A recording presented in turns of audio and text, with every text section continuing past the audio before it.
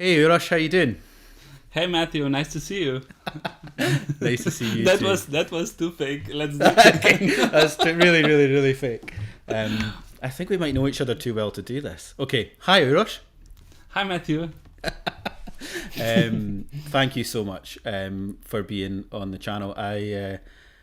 When I had this idea, essentially it was kind of about you in a way as well, like having you perform a video for Gallery Guitar. And then obviously like lots of other friends and colleagues and stuff like that. But in a way, there's a sort of just like a real personal attachment to your music making and your guitar playing. And I'm so happy to have a performance of you on the gallery. Me too. It's my pleasure. Thank you so much. And for everybody, Uros recorded a saraband by Bach, the saraband from the 6th cello suite. And it's obviously his own transcription and arrangement, which he has published. So when you watch the performance, in the link there'll be there'll be a link in the description where you can go and you can check out the saraband and actually look at his fingerings and how he's transcribed the piece. It's incredibly beautiful. I've watched it I think 3 or 4 times, just when I was sort of like putting it on the channel and uploading it, and it's really personal and sensitive. It's really, really beautiful. Well done. Thank you so much. It means a lot. It's like the colour of the sound is great. The guitar sounds amazing. I guess what was most... I was actually really quite moved by it. I didn't realise it was going to be like the last recording session at the old Baros Records studio. Yeah, crazy. How the time flies, It's been 10 years and now we're finally moving. Yeah. And it's gonna be even better, bigger place with more rooms and an apartment. So it's gonna be amazing. So it's an expansion to the studio completely. Everything's gonna be upscaled. Well, thank you for the last piece in the old studio. After a decade of recordings. Did you choose the saraband because of that? Because you knew it might have been, going to have been the last piece recorded, or you were working on the arrangement anyway? No, I was not working on the arrangement at all. It just so happened. I recently actually produced this piece by in a different instrumentation. Actually, I was recording a good friend of mine at Sitarist, playing this sitar. exact movement, and I just fell in love with it all over again. I knew it from before, of course, but it just kind of inspired me to do my own take, and it seemed very fitting to use it as the last thing I ever do in the original studio. The original, I think also just because it's very, well, you'll see it, everybody will see it when they watch the video of Uros playing it. It's just, 2 camera angles. It's very just like honest and straight up. There's you're known very much for great sound, beautiful production on everything. I know that myself so well, having made so many albums with you, but it's just very authentic and just very sincere, and it's really fitting. It's really beautiful. The sitarist, did that, when you were listening to the sitar player, and obviously you were working with them, was it a whole project of Bach or other music, or? No, it involves Bach and some contemporary music as well. Okay. Did it? But not too modernistic. It's more very varied styles of 20th century, basically. Ah, nice. Did it provoke you to think about the music differently? Because I know you've played Bach for years, so it's not exactly a new thing to be playing Bach on the guitar, but with this relationship with the sitarist, did it change your mindset at all? Come to it from a different perspective? I wouldn't say that. I already have a very personal relationship with the music from Bach, and I kind of look at it as basically a language. Okay, it's basically a conversation, a beautiful conversation, and it didn't really change me. It just inspired me sort of to have a go at it and do my own transcription, because I couldn't find a transcription that worked really well for me, so I just decided to do it on my own. It's quite short to be honest. So Yeah. it's not that much work, and I always Sure. like to do my own arrangements anyway. Yeah, well, no, it's great. I'm sure a lot of people will have a lot of fun, sort of working through your arrangement and, trying to sound as good as you, basically. And what you mentioned, actually, Matthew, about the honesty and being a sincere recording, that was my absolute goal, actually, because it was the last recording in a way. It has 0 cuts, basically. It's just exactly. one take, no embellishments, no nothing. It's just music. I could tell. Having worked with you so much over the years, I could see it right away. And it was very personal, very moving. It was really, really beautiful.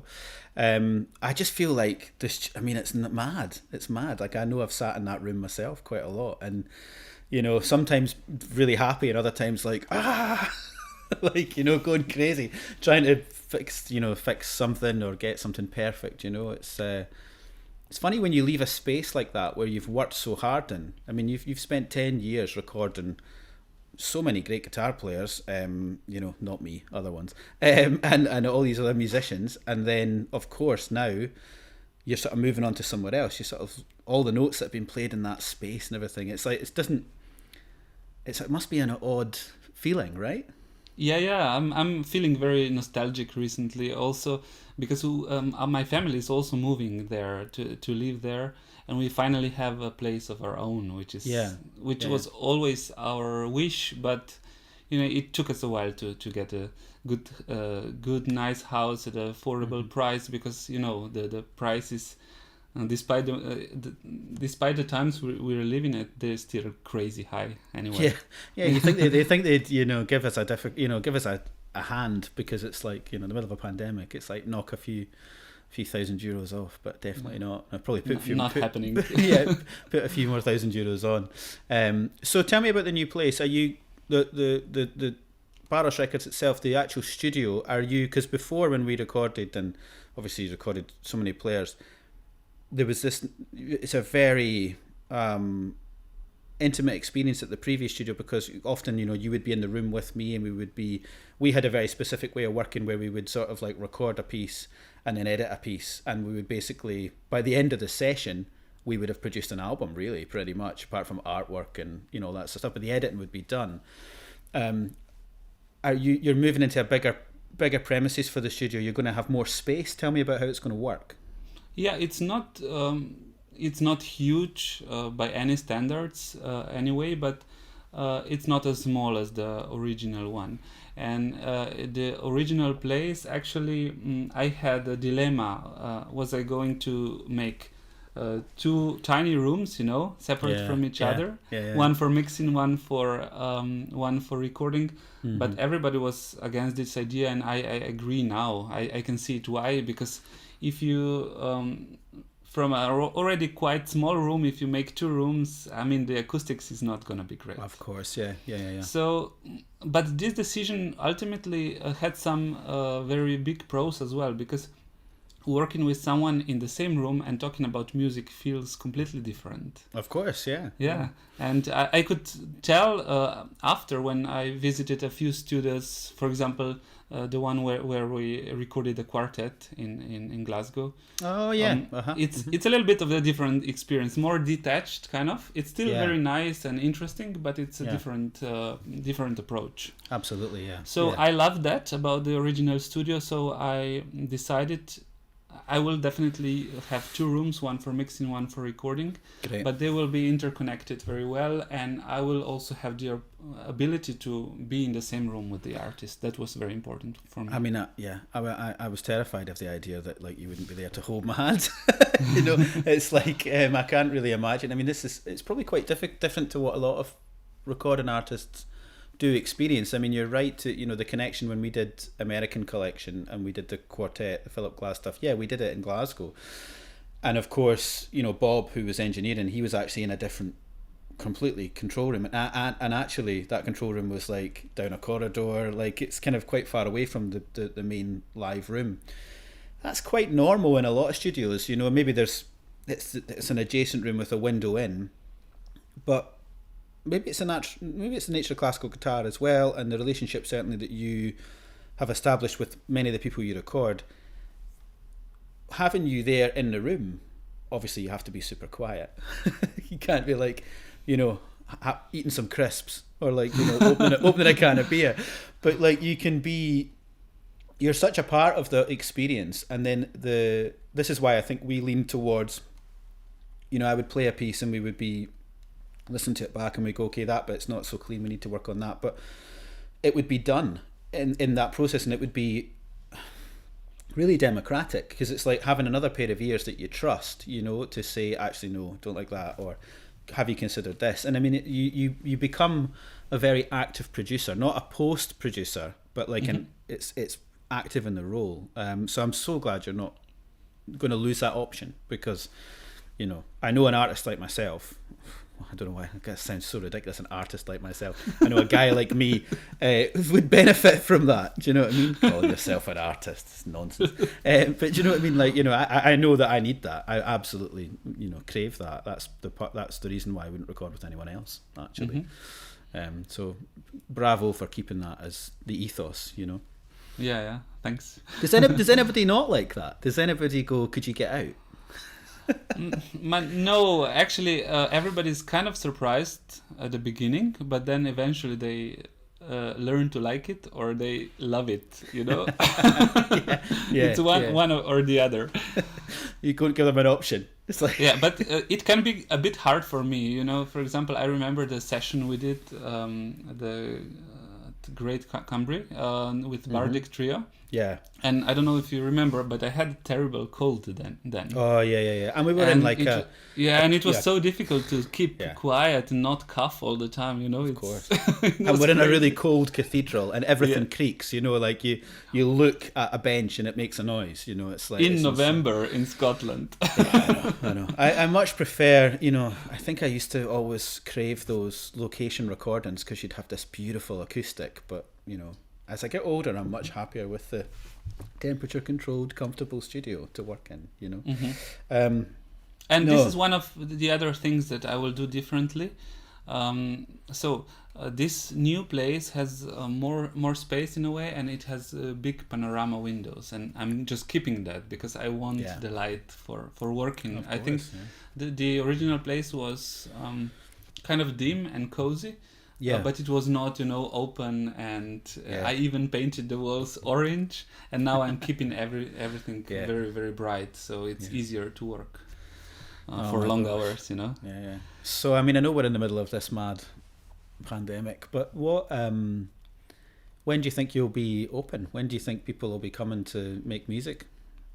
End of June should be. Fantastic. But actually, it's booked out until the end of the year anyway. So yeah, fantastic. But not really because of the studio, but mostly because I'm working on the virtual projects in parallel. Okay, yeah. So you're going to be using, you know, you're going to be doing a heck of a lot of editing then. So okay, so I mean, yes. Hopefully people know, because the videos are so popular. But right back at the start of our, you know, mad global pandemic that's gripping the world, there was the Virtual Guitar Orchestra. And you know, this was quite an amazing thing. You know, you had guitarists from all over the world, all sorts of different players, all coming together and playing a piece by Sergio Assad, and it was part of this Virtual Guitar Orchestra project. That was quite big at the beginning of the pandemic, but that's all continued for you. There's a huge amount of work, and more things have happened. I mean, I was involved playing in the first one, but it's gone on to. Tell me about it, because it's just developed.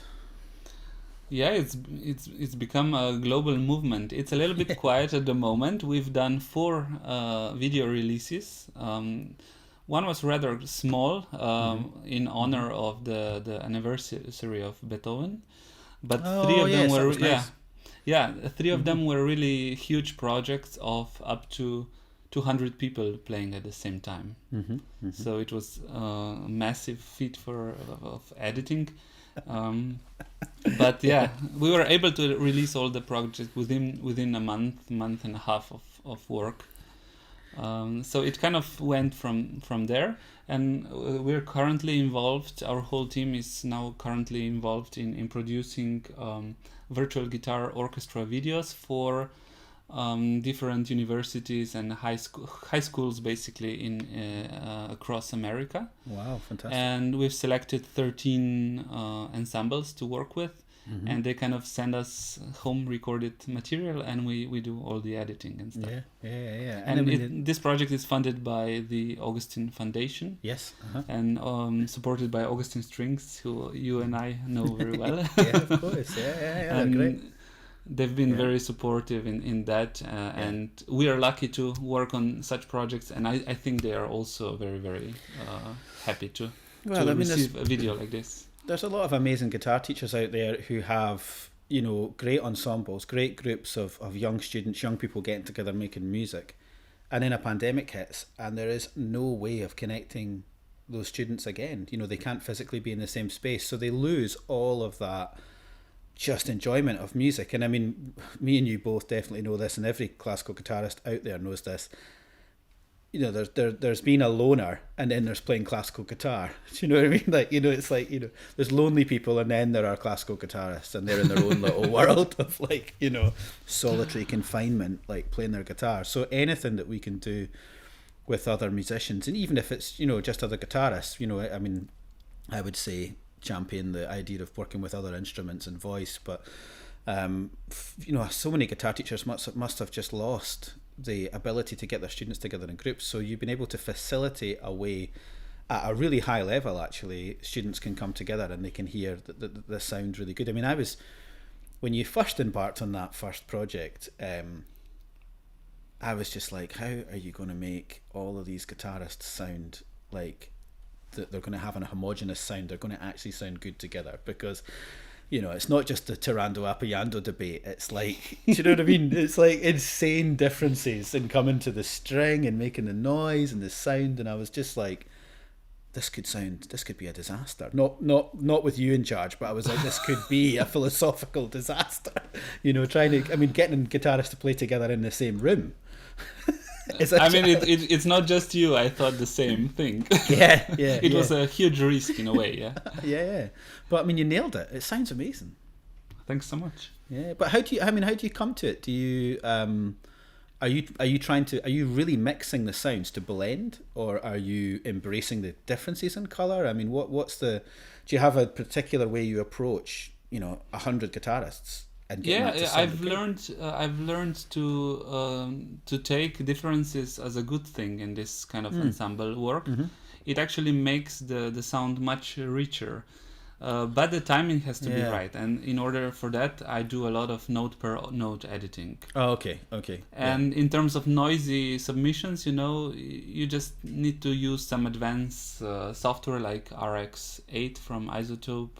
Okay. And I've even used Melodyne for tuning single players sometimes, but not too much actually. In these official VGO projects, not that much, to be honest. Mm-hmm. Mm-hmm. Yeah, the players are pretty decent. I mean, you had like some really great. I mean, you had some incredible players actually. But the funny thing is that from the first edition, the sound has also kind of progressed. Yes, and I believe it's not due to the VGO project, but it's due to everybody having to teach from home. So I think people were tired from hearing really bad sound, so they invested in some USB microphones or something like this. Yeah. And now the projects I'm working on right now, some of them with Sergio Assad and some of them VGOs, they are sounding incredible. Yeah. No, it's funny you say like people have got tired of like the Zoom sound or the Skype sound, and their onboard laptop microphones, and sound cards. I've seen a lot of development just with my own students, or people that are studying with me, I should say. The quality of their sound is getting better and better and better in this context that we have to work in. But we've just resumed in-person teaching here in Glasgow at the Conservatoire, and yesterday there was a performance class, and I'm not joking, it was like, thank something. It was just like, thank for actually being able to hear an instrument properly, not played by you, do you know what I mean? And not like, not in my front room, which has basically been like the last year of me like listening to music. It's been on a CD or like on MP4, MP3, or it's been myself, and then you go in and you just hear other people playing, and you're just like, oh, my ears work. Okay. I was gonna ask you how did it feel? Emotional. It was like a release, a relief of like, oh, this, it's not always going to be like this, just hearing things in, sort of two-dimensional kind of feeling of sound, it was just amazing. So we need to get back to listening to concerts and traveling and making music and, hearing different people play, and I think it's the sooner the better, but obviously it's got to be as careful as possible. But yeah, I heard some real world music the other day. It was really, it's really exciting. It was really, really nice. So what, Really I know nice. we've talked about the studio and stuff and the change in the studio, which is amazing. What about, you've taken on such a role with all of these virtual projects and the, because a lot of people's studios must have just stopped, but you've kept on going. What's next for you in terms of like your own artistic plans, because you must have been thinking in the last year or so, what about what you want to record and albums you want to release and the direction you're going to go in musically? Yeah, basically my own productions, my own album planning and stuff. These are the things that are suffering the most now, because I need to spend all of my days in front of the computer just to make all the deadlines, because actually from January to now we've produced seven full videos, so with the high schools from several states of in the US. Yeah. So that's been kind of crazy, and I need to catch deadlines, 7-8 of them until June. So it's kind of crazy now. Yeah. Okay. So I haven't done as much as I would have liked, and for me, in these crazy times, playing guitar has been kind of therapeutic in a way. Because just holding the guitar, I don't get to practice it more than once a week, I would say. Okay. So just holding the guitar and playing something, it feels amazing every time now. Just because of all the time I need to spend in front of the computer, editing single recordings. Yeah. Okay. So you're using it as a escape. Yeah, almost. exactly. Yeah. Okay. But I am planning for next year many more YouTube videos, many more tutorials, many more even album releases, and some new larger series of videos. So nice. It's gonna be awesome. Well, because it's like we expect it, we sort of demand it from Uros.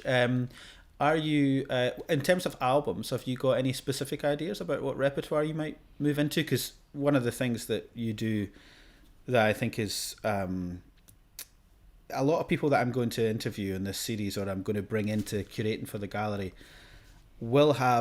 people will see a similarity. They might see non-guitarists being interviewed but still contributing to the gallery. They might see steel string players, for example, or classical crossover players and things like that. It won't just be absolutely always someone with a 6-string nylon guitar. And if people follow your channel, which so many people do, they'll see that you'll put something up that's on steel string, beautifully recorded, an arrangement of something popular or whatever. I mean, when you're starting to think about albums that you might record in 2022, feels like far away, but with your workload, that's normal to plan that far in advance. What repertoire are you going? What way do you think you're going to go when all of this blows over? What are you going to come out with? So I'm planning a few different albums. I've long ago I stopped kind of playing the standard repertoire in a way. Yep. And Midnight was my first attempt at this. It's gorgeous. Actually, I arranged many pieces of film music, and I selected some, something from each era, but all in this sort of calm character. Yeah, that's a great album. Yeah, it's beautiful. Thanks so much. And that was done for Masha and my daughter Nia, as a way of thanking them and as a way to offer lullabies to nice. listen to before sleeping. So And I kind of went on from there, and rather than recording sonatas and just very focused albums on one composer, I'm thinking in broader terms and take something from popular music now, something from jazz, something from pulse music, minimalistic things. Okay. So I'm doing 2 collections now. I'm still assembling the pieces, but one of them has a working title, Solitude. So it will be again very, very calm pieces, but in a different perspective, a lot more of the minimalistic approach from the end of 20th century and the beginning of 21st century. So there will be things from Max Richter or for example Olafur Arnalds and stuff like this. So musicians I really admire. And the other collection is a selection of keyboard works arranged for guitar. Some of them I will do the arrangements for. So it will feature Debussy and Chopin and things like this. Okay, that's beautiful. And so I'm going to finally release postcards for which I composed some further pieces now. Okay, so it's actually going to be something like 3 recordings or 3 albums, maybe, or something like that. At least, yeah. But I think eventually all musicians will just stop thinking of releases as albums and more like shorter projects, EPs and stuff like this, doing shorter releases, because everything is slowly moving into the world of streaming nowadays. Do you think because maybe this is me showing my sort of age on this, but I'm quite a fan, as you know, of like a concept, and devoting a recording to a style or an era or whatever, and I absolutely see. I mean, you can track things with streaming, and you can see that one particular piece, for whatever reason, is very popular. So I mean, artists releasing singles or like 3 or 4 pieces. But do you think, in a way, the idea of sitting down and listening to, I remember listening to the Rameau Scarlatti Cochran album of the Assads, and wearing this CD out from listening to it, or like other recordings, like rock music, Rage Against the Machine's first album, or Pink Floyd, The Wall, or something like that, and you want to listen to the thing as an album, like not like a heavy metal concept album. That's totally fine as well, but not maybe as extreme as that. But are we completely losing this idea now of the concept of an album? Probably so, in a way, and I'm also just like that. So ever since I was maybe 14 years old, I've always listened to music this way. So take an album and listen to it over and over and over again. Until you get a little bit tired of it, and then move to another album. But it's how I always listen to music, and that's what our generation will definitely miss in the new times. You kind of don't get this pleasure anymore. Listening to YouTube videos and Spotify and stuff like this, So we're probably coming towards the end of our chat today, Uros, but I just wanted to specifically ask you one thing about the instrument you're playing on, because I know this instrument quite well from you coming over to Scotland to record or to play concerts. And I fairly recently I've transitioned to using a Cedar guitar from using a spruce guitar for so many years. And I just wanted to get your thoughts, because when people watch the Sarabande recording for the gallery, they'll hear the warmth of the instrument. And it's quite an old guitar, so I wanted just you to talk a little bit about it and let us know about the sound, because we know you're so much in the world of recorded sound. So what is your expectation from an instrument? Why do you love that instrument so much? I fell in love with the instrument right when I first came across it. And that was in 2003, but the actual instrument was built in 2001, so it was already 2 years old at the time when I decided to acquire it.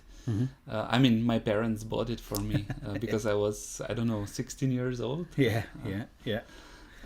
So yeah, when I bought this guitar, it was love at first sight. It was just this charming, very mellow and I don't know, warm sounding cedar top guitar that I really love. And it's been incredible in all these years.